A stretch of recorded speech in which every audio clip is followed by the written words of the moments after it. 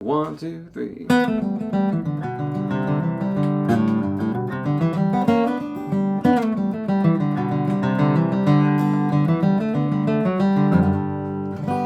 All right, what's that? The B part to Gold Rush. Name that B part. Okay, so we're going to jump in here and talk about this fretboard. This is such a massive subject, you know, talking about the fretboard, talking about playing up the neck and how that all relates and all that. So we're going to spend quite a bit of time talking about that. And it all starts with this, okay? And this used to be the first thing you would see in any book. They say, check your tuning. And show you this here. Like they show you how the A, you fret at the 5th fret, relates to this A. And the D at the 5th fret relates to D. And you see they're all at the 5th fret. The G here. Oh, except this one. This one's at the 4th fret. And this one's back at the 5th fret. And that ends up being kind of one of the big things in guitar playing, is how the guitar is tuned affects everything. So you say, well, the mandolin sure is a lot easier, and it is, because it's tuned in fifths. And the bass is sure a lot easier, and it is, because it's tuned in fourths. But the guitar has this strange tuning. Now, somebody said, why does it have the tuning? I don't know. Go back a couple hundred years and ask the guy that came up with this tuning. I don't know, but this is how we're tuned. Okay? So, with that in mind, we have to learn how to handle this. So, a lot of people think there's a whole lot of different stuff on the guitar. But I like to think there's a whole lot of the same stuff on the guitar, okay? So for example, a lot of people think there's a whole lot of different scales. But you could cover the whole neck of this guitar in 2 different positions, okay? And I was watching this video by a great jazz guitar teacher and player named Corey Christensen, and he convinced me of this, is that you could have the middle finger scale, and I'm starting here on the B note at the 7th fret. I like that because it's up in the middle of the guitar and because there's no open strings that are going to mess me up. But that would be the major scale as if it started on the middle finger. And then he said you could do one where it starts on the pinky. It's the same scale. And he said you could do the whole guitar with these 2 positions. Okay, and he said you always do it in 1 octave. Okay, and I say there's a 3rd one too, and it doesn't come up very often in bluegrass, but it's worth knowing, and it's one that starts on the 1st finger.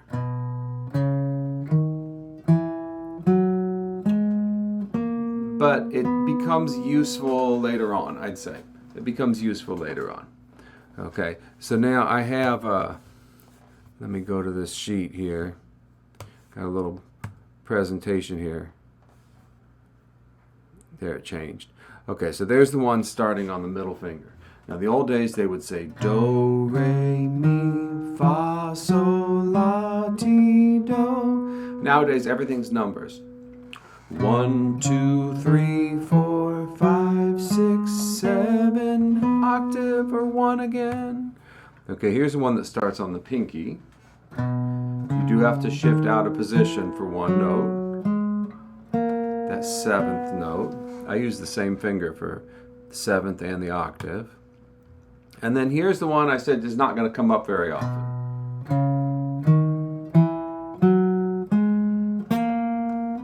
But there it is nonetheless. Okay, so I'm back here to my video.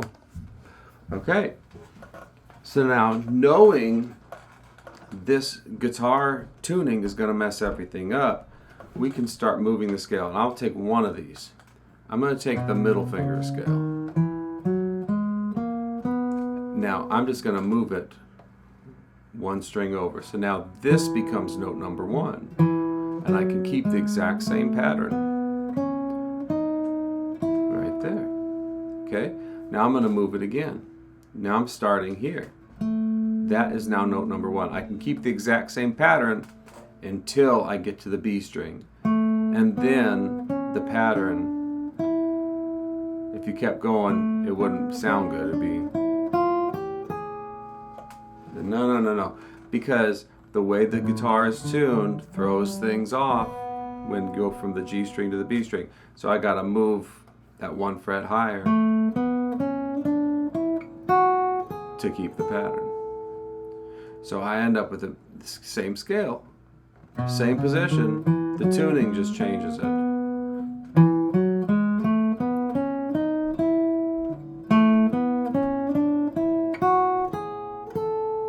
Now I'll start it on the G string, 7th fret. Crossing onto the B string, I got a shift. And then let's start it on the B string. I can't get all the notes, but I can get up to there. Okay, so that's 1 scale. Now, if you looked at all those written out, you say, well, there's 5 different ones, but we got to realize it's the tuning that changes it up for us. So it's the same position. Now we could do the same with the other scales, with the 1st finger scale and with the pinky scale. So I'm going to do the pinky scale. Okay, there's the one off the low string. Now I move it over, start with my pinky, and when I get to across the G to the B string, it shifts by 1 fret. Starting on the D string now. And finally starting on the G string. And I guess I'd go up and get the last couple notes. And sure, I guess I could start get a few notes starting with my pinky on the B string. Okay, not a lot. Okay, so that takes a little bit to do, but what you could do is take one of those scales, either the pinky scale or the middle finger scale, or both if you want, and just start trying it in different places. Both different frets starting along the neck, but also move it across the guitar. And use your ears, you know what the major scale sounds like, and start to find those scales. If you want to write them down, you could write them down. But you're going to start to get really familiar with those scales. Okay, so now we've got the whole guitar down to 2 scales. Okay, and what's interesting about those scales, and Corey Christensen pointed this out in his video, is that if you start on the middle finger scale, you end on the pinky, which means now I could start a new scale on the pinky because the 1st and the octave are the same note. And if I start on the pinky, I end on the middle finger, which means now I could start a new scale on the middle finger. So learning those 2 positions gets you all the way across the guitar anyway. Okay, so let's now talk chords. We've got scales down to 2, maybe 3 positions. Let's simplify chords. Nobody's ever said this, right? But there's only 2 chords on the guitar, 2 major chords. Now, before you yell out blasphemy, I'll tell you what they are, okay? It's G and E, the G and the E chord.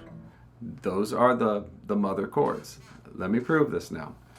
The G and the E chord, okay? I'm going to handle the G chords. Now, the G chord is music theory. That is the root, the 3rd, the 5th, and the octave right there. Okay, so everybody says, I don't know if I want to learn music theory. I don't know that much theory. Okay, if you know there are 7 days in a week, okay, then you know about the calendar, right? If you know your class is on Monday, Wednesday, and Friday, then you know your schedule. Okay, so if you know that there are 7 notes in the scale and that it repeats on the octave, it's just like a calendar. You know theory, right? If you know that the root, the 3rd, and the 5th, that's a chord, then you know theory. That's theory. That's all we're talking about here. Okay, so here's the root, the 3rd, and the 5th.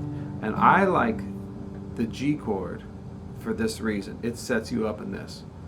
Now, if I move this across the guitar. Because of that tuning, it becomes that shape, and we call it a C chord. Okay, and if I move it across the guitar, it becomes that, and we call that an F, or an F shape. And if I move it across the guitar, it becomes that, and that's a B flat chord. But every one of these is the same. That's root, third, fifth, octave, root, third, fifth, octave, root, third, fifth, octave, root. Which means now, instead of saying, okay, I got 4 different chord positions, no, I've got 4 of the same chord positions. They just look different.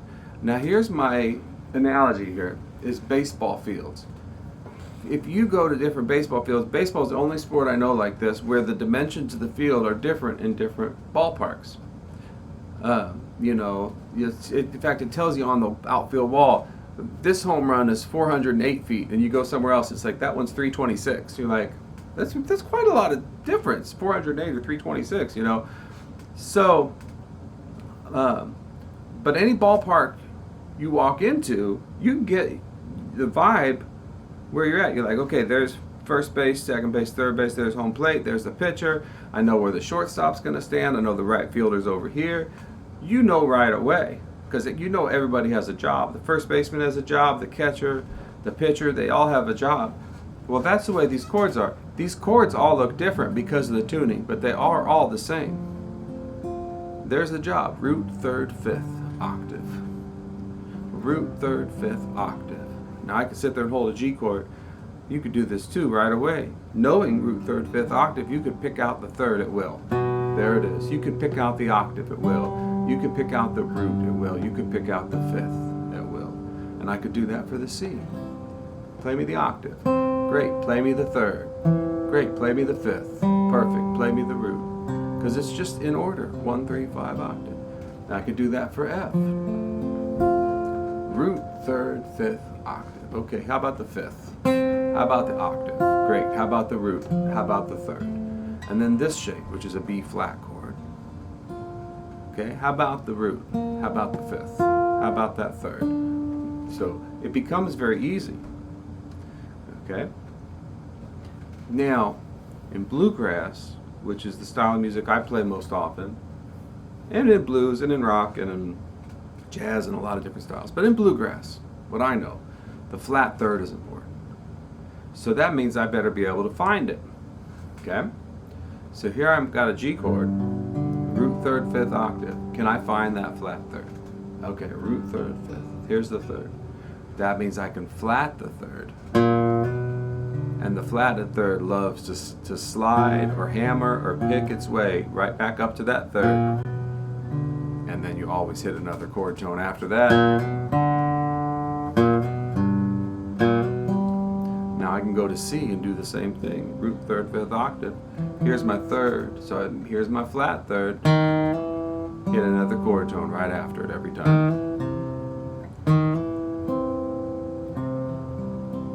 Here's my F shape, or my F chord, root, third. So there's my third, here's my flat third.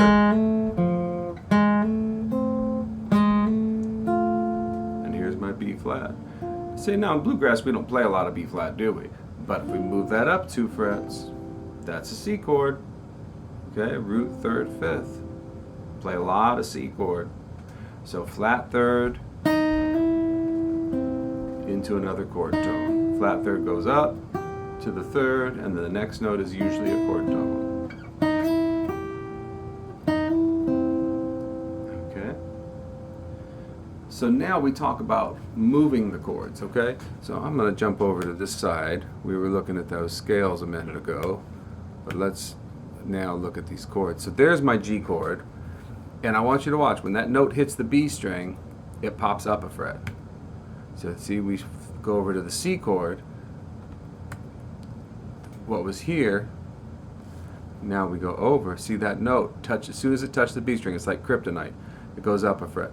Now watch this. When I move over again, this will go straight over, this will go straight over, this will go straight over. But that one, when we go over, as soon as it touches the B string, there it goes. Here's the C, that fifth is going to slide up when it goes to the next string. There we go. Right? And same thing, what's going to move now? This will go straight over, this will go straight over, this one will move up a fret. And there it is. So that's why we get the different shapes. It's the tuning system of the guitar. They're not 4 different shapes. They're 4 of the same shape. Okay? Come back over here to my camera side. Okay. So now we can move to different places because I already showed you that B flat can move to C. And we can follow the alphabet. That C can become D. And that D can become an E chord. And that E becomes an F. 1 fret between E and F always.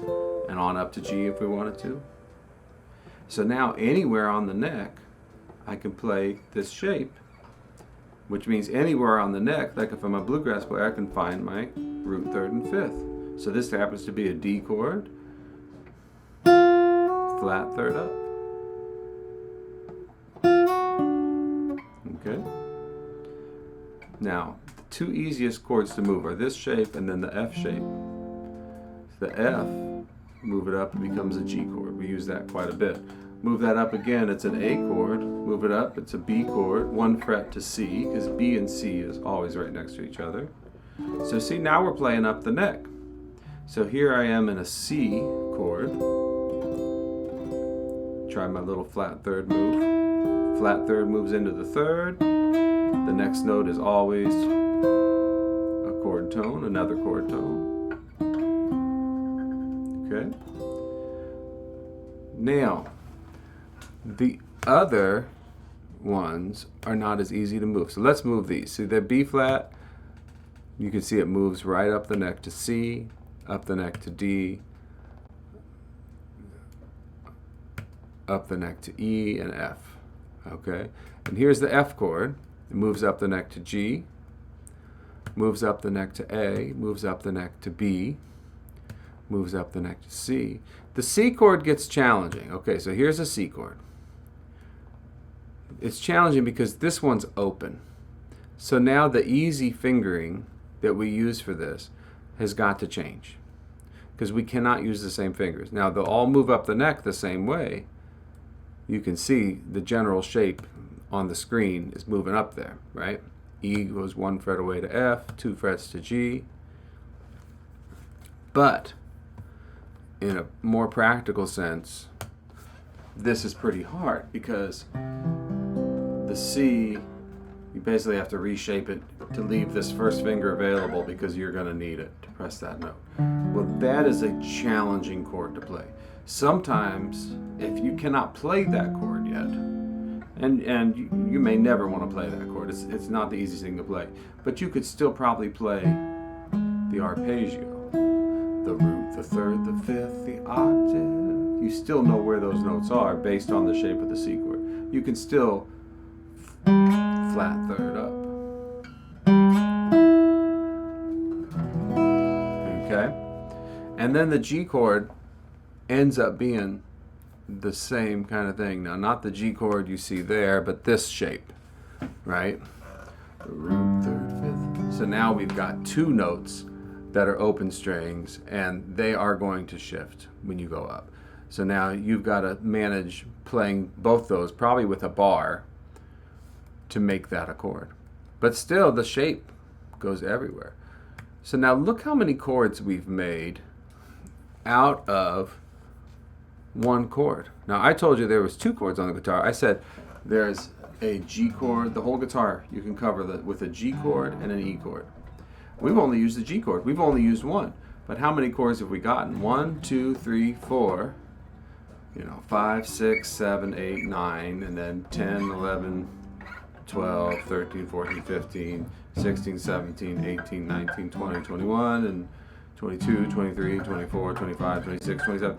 So we've gotten 27 chords out of 1 chord, and because we understand what they are, they're just like a piano, root, third, fifth, octave, they're all the same to us. Now, there's more than that because I didn't even count all the flats and sharps in the middle. So go ahead and double that, maybe it's 50 out of 1 chord, okay? Okay, so now I'll tell you this. That G shape, see if I took that G shape, I like to use this capo here to be my finger. Root, third, fifth, octave. See, the capo would be like a bar. So if I did that, there's the capo. It's my finger. Root, third, fifth, octave, flat third up, flat third. Okay. This position, this G position, because remember we started out this whole discussion saying there were two scales. There was a middle finger scale, and there was a, what? Pinky scale. And yeah, there's another one. Okay. The G shape that we learned, today is based on the pinky scale. Okay? So anywhere I go that I have this G shape, well, which means G shape, C shape, F shape, B, all those shapes, whatever we want to call those, that's all pinky scale. So now we have the two things you need for music. The arpeggio and the scale. And for what? 50 different chords on the neck? Because I could take those four shapes and move them everywhere. So that's a lot of information out of one scale and one chord, right? Okay, so that's the lesson for today. We're going to do a follow-up lesson on this another day, and maybe talk about the E shape. And as you may have guessed, the E shape is going to correspond to that middle finger scale. Okay, so leave me a comment. Visit me at andyslessons.com if you want to unpack this a little bit more. And yeah, I'll end with maybe the first part of Gold Rush. Here we go. A 1, 2, 3, 4, 1.